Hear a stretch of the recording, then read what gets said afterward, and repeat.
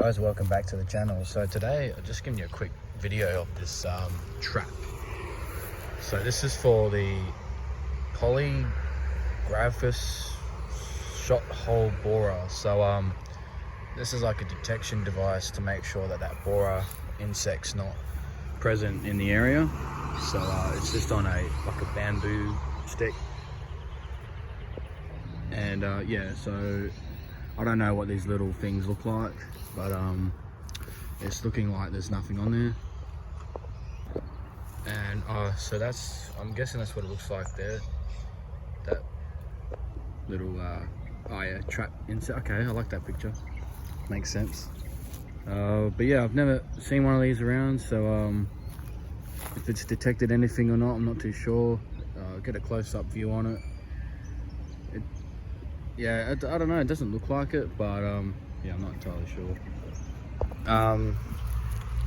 Next to it, we've got this like random field thing here. So I think it was some type of shot. There's like a pole next in this tree, like embedded in the tree with this curb that goes around it. Kind of weird. And some type of driveway. Oh, hang on, we've got some paint. Can you guys read that? Because I don't know what that says. No idea. But yeah, obviously there was something here a long time ago. It's all fenced off, but apparently you can just walk straight in, because I've just seen some guy walk in. Oh yeah, it's not even locked, so... What?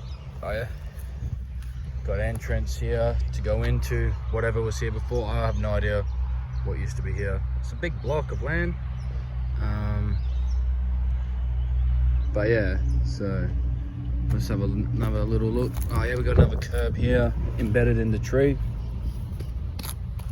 So this has obviously been like that for a very long time, judging by how the tree and the curb is becoming one. Okay, it's pretty cool though, to be honest.